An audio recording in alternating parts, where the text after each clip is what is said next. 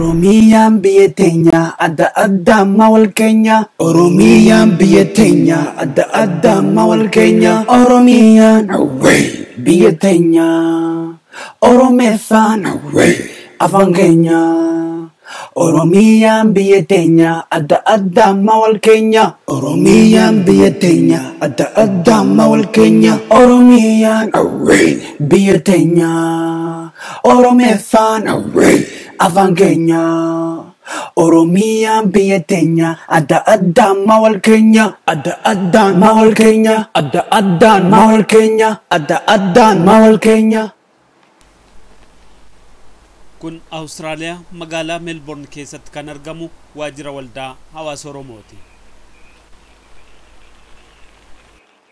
Gahee waldaa kanaa naannoo kana hawaasni jiru wanni godhuu qabu dargaggeessa dura bifa gartee tajaajilamuu qabutti tajaajiluudha. Waldaan kun waan dhimma dargaggootaa irratti xiyyeeffateef qaba. Dargaggoon utubaa egeree sabaati. Isaan illee kana gammachuun simatan. Yaa arag wallahi guyyaan bareedaadha. Guyyaa gartee namni waliin jiraatee wajjin gabba'ee haala kana aduu keessa waliin baanee jaalala wajjin guyyaa akkasii waliin bashannannu akka nuti waliin dhufuun bar waan guddoodha bar jaalala qabsiifti jaalala wajjin jiraanna ka wal beekuus wal arka ka waliin beeynees wal bara sootanaafuu akkatti gadee oromummaa keenya jabeessinee adda addaan hin jirtu tokkummaa teenyaas yaadne asii wajjin bashannannee garuu yaada gaariitiin gadda bahu hawa. Akkam jirtan uummanni Oromoo biyya mararraahu ana Kariimii gaggeessaa Federation Square kan bara 2012ti hedduun irraa gammadee taniin hedduu irraa gammadee jaayimoota xixiqqoo yeroo waltajjii irra bahanii uffata aadaa isaanii uffatanii akkasumatti adarii qabatanii adarii yoo gidiriisanii hedduu garaa keessa waan dhagahame hundi keessanuu viivaa itti jabaadha yeroo tokko walitti deebinaa yeroo biraatti illeedha waan hawwinuuf illee itti dhufna jechuudha. Oromiyaa shall be free. Thank you.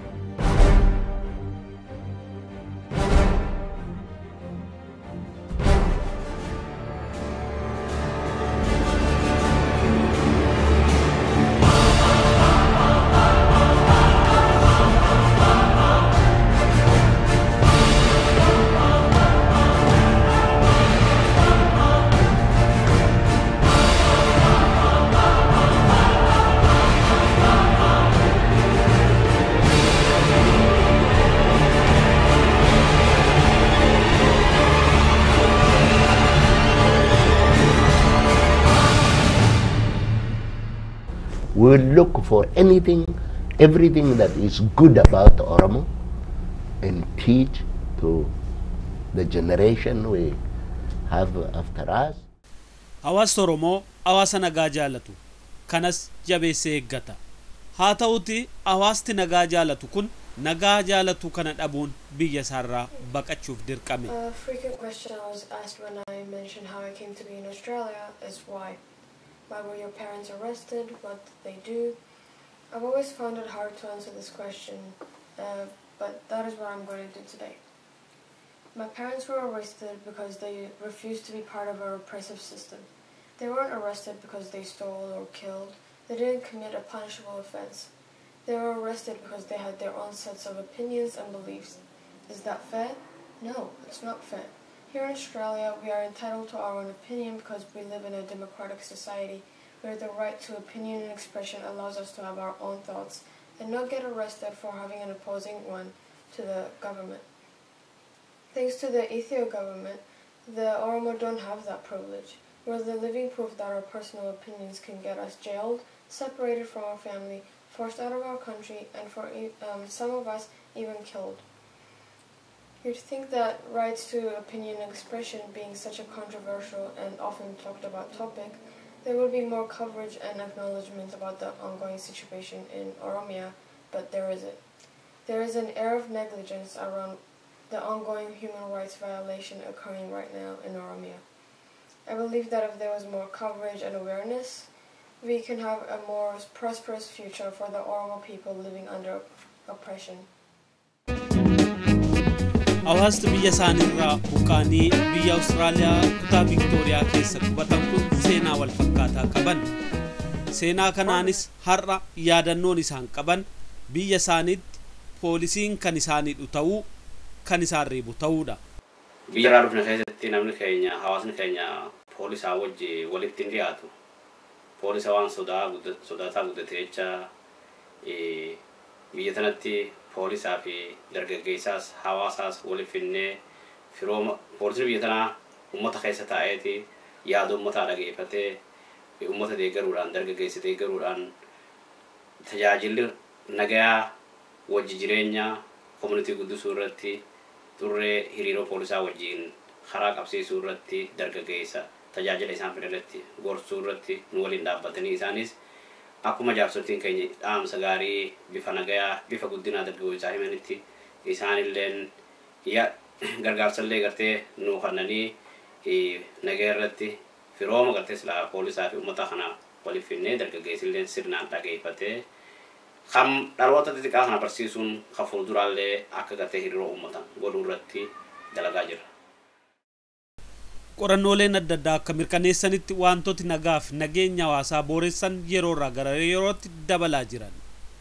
Bara duriitti wantooti akka salphaatti bira ga'aman har'a immoo bira ga'uun rakkisaa ta'aa jira.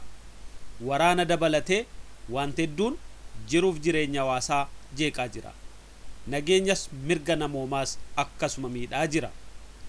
Hawaasti jireenya akkasii keessa jiru nagaan qabu. Nagaan bahee galuu hin danda'u. Yeroo aduun dhi'u sodaatisa qaba. Nageenya isaaf wanta mansiisaan jiru. Kana tifkachuuf, kana eeggachuuf yeroo mara hawaasa jabaa fi hawaasa nageenya naannoo isaa eeggatu ta'uun dirqama ta'a. Waldichis hojii isaa keessaa inni guddaan hawaasa walitti fidee jajjabeessuuf nageenya hawaasaa tiksuu ta'utti argama.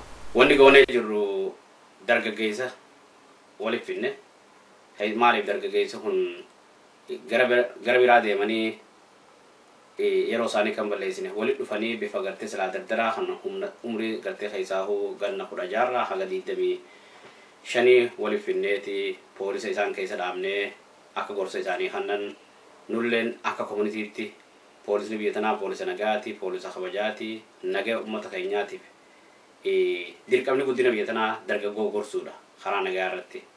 Akka bakka hamaan dha'in gara biraa akka hin deemne hawaasa fi keessa jiraatanii akka tajaajila manguddootii fi nagaa poolisaa jidduu akka badiin dhufne irratti hiriiroo bilchanaa bal'inaa uumuu irratti hojjetaa jira.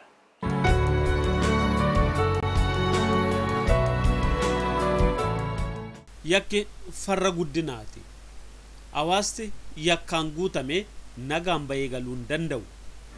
Destruction and calamity. That's all I see as I switch on my TV. I'm a village boy. What am I supposed to do? Stuck in a world that no longer cares for I and you. Prompt to feel no emotions as I view countless dead bodies on TV. Desensitized, dehumanized, demoralized. When are we all going to realize the fact from the fiction, the necessity from addiction? Is this the world we envision? A world where a piece of land holds a high value over a human being's life to live. A life that's so precious, a gift that none can give. In this world, the land has rights over a human being's right to live. Where is the compassion that we are all meant to feel? Where is the compassion that truly helps us heal? While our future dies, our children die, mothers die, fathers die, sisters die, grandpas die, grandmas die. In this world, if the world had compassion, the river of mercy would never run dry. Thank you.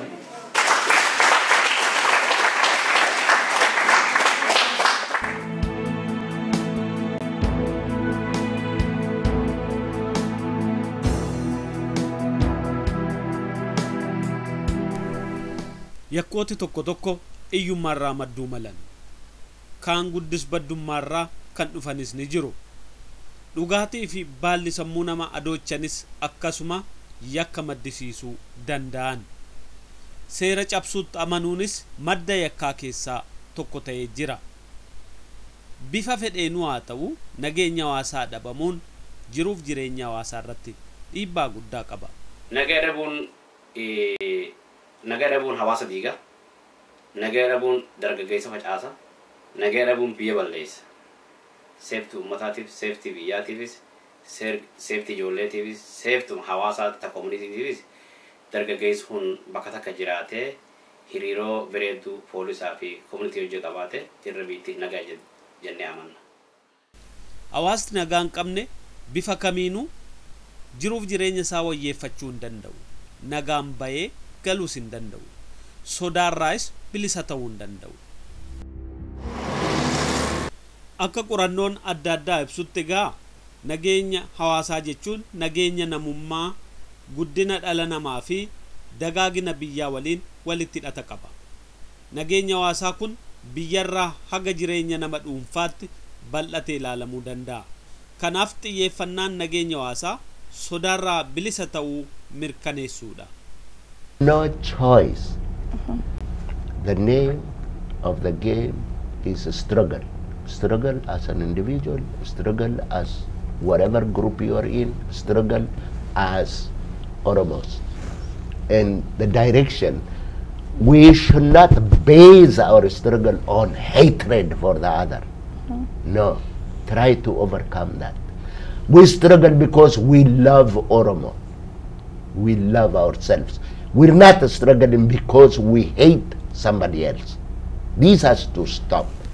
Dhalooti sodaarraa bilisa ta'an kan akka dargaggoota Oromoo kunneenis sodaa tokko malee waan itti amanan godhanii sanaafis gammachuu ibsatan. Wallahi hedduu gammachuu na dhagaamte akka gartee gisee namni keenya si arkee si gammadee hedduu si wajjin gammadee fuula isaanii keessa gammachuu isaanii sitti himanii ta'ee hedduu nama gammachiifti koorala namaa kannitti tanaafuu ittuma fuufna hanga isaaniis gartee nu wajjin jiraatan nu mokkaa dhaabbatan tis ittuma fuuf. Akkana galatoomigaa sagantaa kana akka irraatiin ugguu bara hunda kana wajji jiraannee ilmaan Oromoodhaa jaalalaan gammachuudhaan wajji bashannannu abdii qabnaa. Obbo Dammeessaa galatoomigaa fi deebii.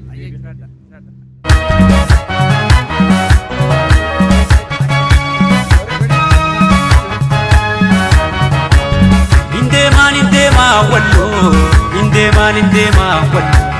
nindema wallo, kaete magara wallo, magalto yaadera danne magalto, nindema wallo.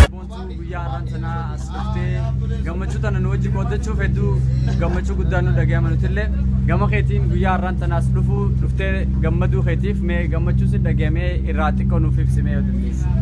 Guyyaa har'aa kana egaa bishaan irra deemnee waliin uummata Oromoo wajjiniin uummata Oromoo magaalaa Melbourne waliin akka bashannanuu waliin gammachuu guddaa natti dhaga'ama galatooma.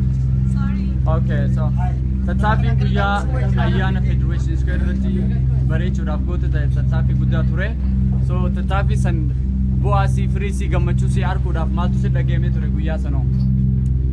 Guyyaa sanas waliin uummata Oromoo wajjiniin waliin shaakallii goonee sirriitti guyyaa sana qindeessinee bareechuudhaaf sirriitti yaallee turre nu milkaa'eera gaariidha. Okay, hedduu galatoomii gaafii deebiin hojii gooteef bashannanii gammadii siin jenna. Sinillee galatoomii. Waldaan hawaasa Oromoo hojii hojjetu keessaa tokko barattoota bakka adda addaatti sadarkaa garaagaraan barumsa isaanii xumuran walitti fidee akka wal ilaalanii barnootatti jabaatan gochuutti jira. Akka maatiittis wanni isaan godhan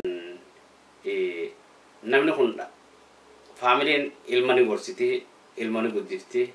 Bifa gaarii akka qabatuuf feeti karaa gaarii irratti akka baratee guddatu. Faamilii sanuu gargaaruuf koominitiin karaa nagaa irratti ilma kana waan inni dadhabe hunda yaadaan gorsi kannamee fi informeeshinii gartee gara poolisaatiinis poolisni biyya tanaa akka nagaa ta'e community teenya tunis bifa gaariidhaan dargaggeessa akka tajaajiltu waan qabnu hiraata fa'aa qopheessinee eventii qopheessinee guyyaa gartee fakkeenyaaf graduationeeti guyyaa gartee dargaggoonni kan biyya tana keessa jiran iskuula isaan fixan warra 12 fixe ka diploomaa ka digrii hundi waliif finnee eebba goonaaf maaliif kuni hamilee isaanii gara guddinaa oofa kanarraa gartee communitiin graduation godhuun uummata waliif dargaggeessa walii yaamuun haatilleen ilmasii kasilaa ilmi isaa bakka hin fixinilleen akka gartee karaa ijoollee islaama barattee eebbifamte kanatti faamilii waa irraa gammaddu jecha bifa kanatti fakkeenya gaarii goonee fandiillee waa islaa gartee nagaa irratti mootummaa gaafannee guyyaa gartee eebbisa dargaggeessaa galgalaa kanaas qopheessinee wooma nagaa irratti marii qopheessinee information gartee akka ijoollee kan namoota tajaajila gaarii kannaa jira. Is we're going to do a tradition that we've done for many, many years. Can anyone tell me what that tradition is? Does anyone know here? Hang on, what's your name? Asante. Makarki Asante. Birds are going to fly over us. How are they going to fly over us? We're going to let them go and then they fly. Tiwa yun Makarki? Naomi. Naomi? Simbira Feta? Huh? Would you like a bird? Yes. Oh, we'll have to think about that. Okay. What we're going to do, so you were right, Asante. We're going to release the doves out like we did every other year. And what we're going to do that we need to have 12 people. So there's John Hurley on the side here, and he's been very gracious enough to serve our community in contributing the birds. But before we let them go, I'd like to invite a very special guest onto our stage to recite a poem about Tokuma, about oneness, about unity before we continue. I'd like to welcome to the stage Hora Ambo. Please make him welcome, Simata. Welcome him. Good.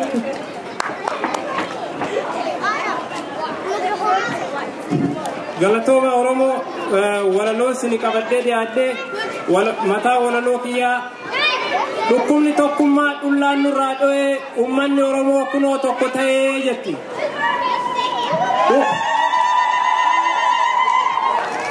dukumni tokkumma dullan nurra doe ummanni Oromo kuno tokko ta'e jetti walalo kiya sinome tokko taatani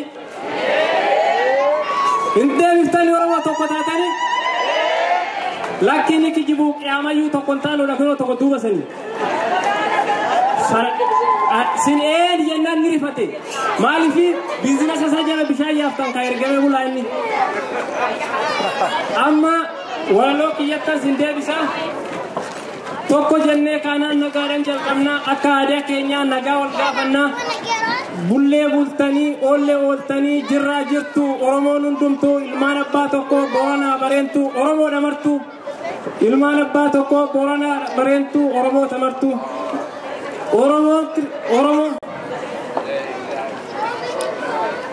Oromo Kristana Oromo waqifata amanti ganama akkam nagaa jirtu arkafun shama assalamu alaikum Oromo Islama assalamu alaikum Oromo Islama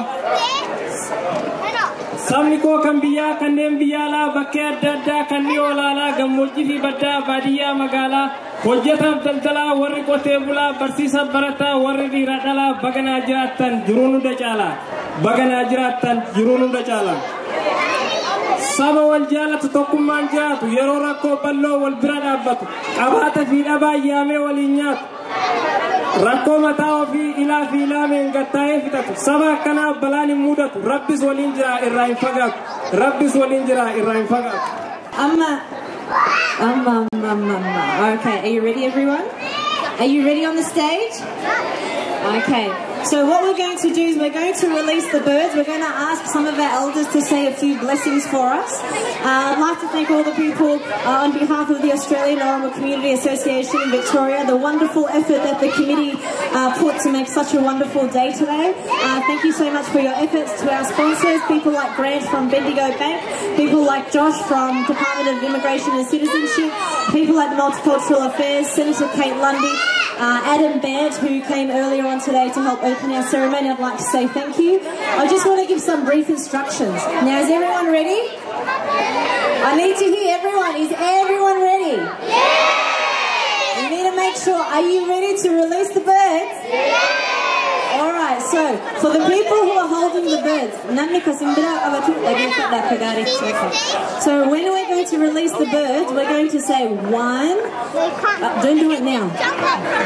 We're going to say 1, 2, 3, and then you release. Okay? And when you release it, not into the lights. We want to release it out into the sky. Okay? So when I say 1, 2, 3. But we need to practice first. And before we practice, I'd like to have a blessing done from one of the beautiful elders in our community.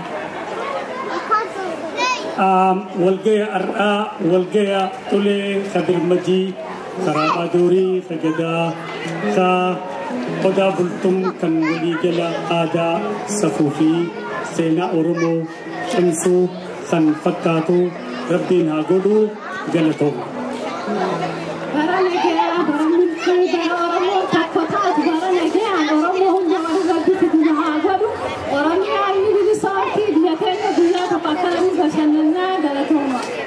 Okay, are you ready?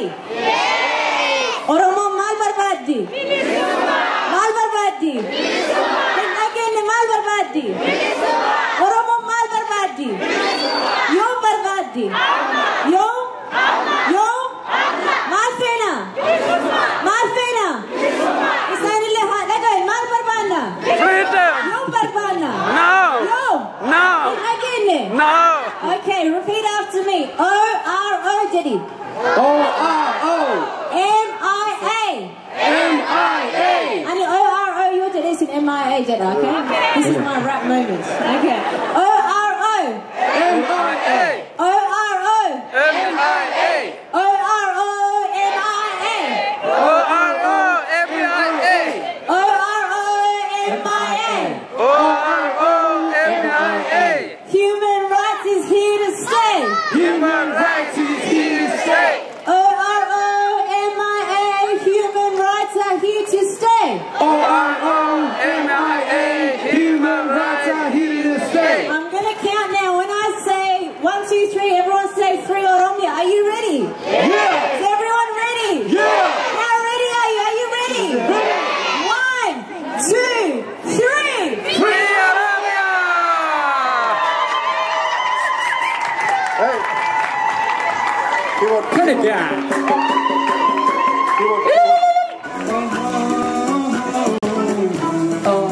Alif biya kaba biya biya tatu biya doromia tatu mabata aku rabota biya goto mani biya hayu kara biya biduni biya doromia sinakada tadi timbek dan tu balatu sirota biya kaba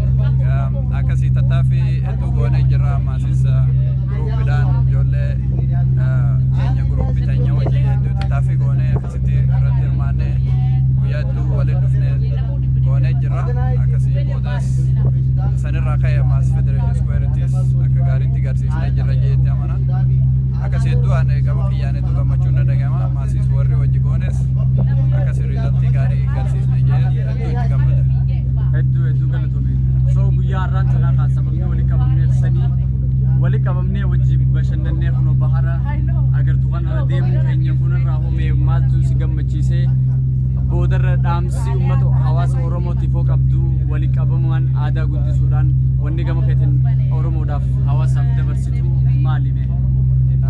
Akkuma jennee asitti har'a argamne markaba kanarra argamne wajji gammaduu keenyaaf anas hedduu gammachuun na dhagahama. Hedduu gammadeetiin jira, hedduu naatee jira.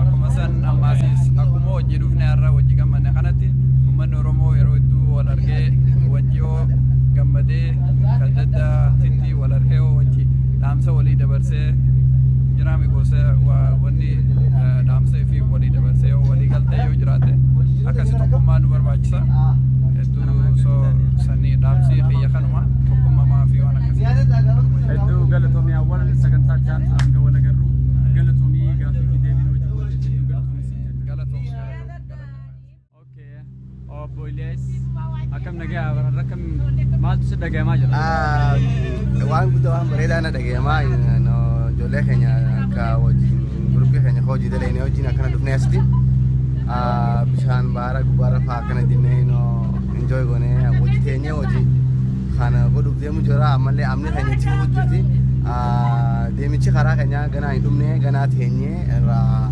akkasitti guruppiidhaan haasoo jira amma ammoo karaa baara gubbaa deemaa jira no waan guddaa takkaan dhogima namni Oromoo wisee akkana dhufee wajjin deemee hojjetee waan fiitiif jecha walitti dhufee akkana hojii deema hedduu waan guddaa just feelingii hedduu bareedaan nu dhageeffama haaluma kanaan keep going goonaa so gamtee isaanillee damee isaanis ni jira kiraamee fi akkasuma bujaatam keenya durotaa komitii Oromootii fi ayyaantu walillee hojii taane asitti argamna guddaa galatoomaa jennaanii galanni keenya bilisummaa haa ta'u akkasuma ijoolleen keenya kan biraatti hedduu hojii jirra so wanni godhu qabnu kun waan bareedaadha nuti duubatti hin deebinu wanni qabnu keenya itti goonaa aadaa keenya agarsiisuu fi saba keenyaaf qabsaa'uu fi dirqama lammummaa nurra jiruuf baachuu qabnaa jechuudha saniifuu gaafii deebisaan hojii goote guddaa galatoomii waldaan hawaasa Oromoo nagaaf nageenya hawaasaa eeguu fi eegsisuu keessatti gahee gurguddaa ba'uu qaba.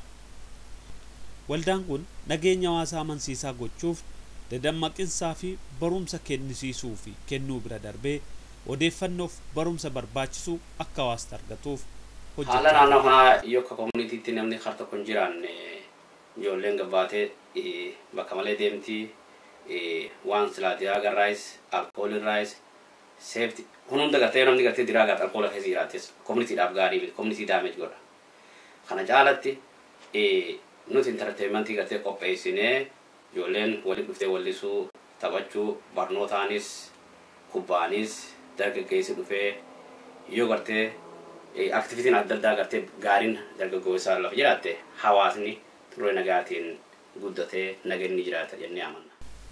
Hawaasa Oromoo bakka bu'ees waan nagaaf nageenya hawaasa Oromoo booressan adda addaa adda baasuu fi furmaata isaa argamsiisuu keessatti qaamota adda addaa waliin hojjechaa jira.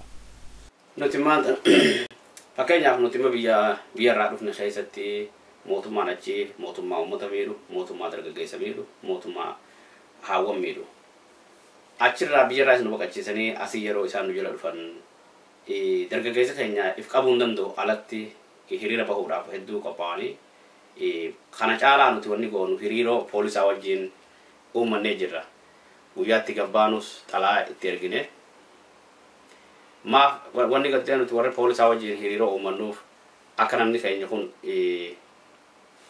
qunnamtii gaarii mootummaa gartee sila biyyaatiif taasii adda beekan nama guutumatti amma poolisiin nu keessa deeman wajjin dhaabbata akka qaamaan namni ilaalaa jira fuuldurallee akka gartee dhaloonni asi dhalatu kun poolisallee jooyin godhee akka biyya tana tajaajiluuf gartee barnoota ta'aa jira maali wanni uummata nagaa dhorku amma mootummaan Itoophiyaa as dhufee yeroo gartee isaan konferansii godhanne jaan uummata seeftii uummata keenyaatiif gaarii miti saniif uummanni keenya hiriira bahanii iyyanii dura dhaabbata maaliif lubbuun dargaggeessaa biyya dhumaa jirti akkuma warri mootummaa kanaa dura ture gabroonfataan uummata keenya fixaa turetti hamma jirutu uummata fixaa jira asinni jala dhufanii nu dhaatatan biyya irraa deemtanis kun isin jala dhufneeti waan feene goonaa maal godhuu dandeessan haga jiran takkatti kun hundi gaa seeftii biyyaatiif hedduu waan rakkoo ta'e jecha dargaggoota walitti yaamnee osoo harkaan laanne iyya isaanii qoftii akka dabarfatanii sirnaan nagaan alaa galan kan hundarratti gorsaa jira. Nagaa feenata garuu waan nagaan barbaadu kenninu malee nagaa argachuu hin dandeenye. People have made so many sacrifices for their country, for their children, for their friends and family. Sacrifices they shouldn't have to make but are forced to so they can help their family and friends. Sacrifices that have been done again and again so many times but are ignored by the majority because it doesn't concern them.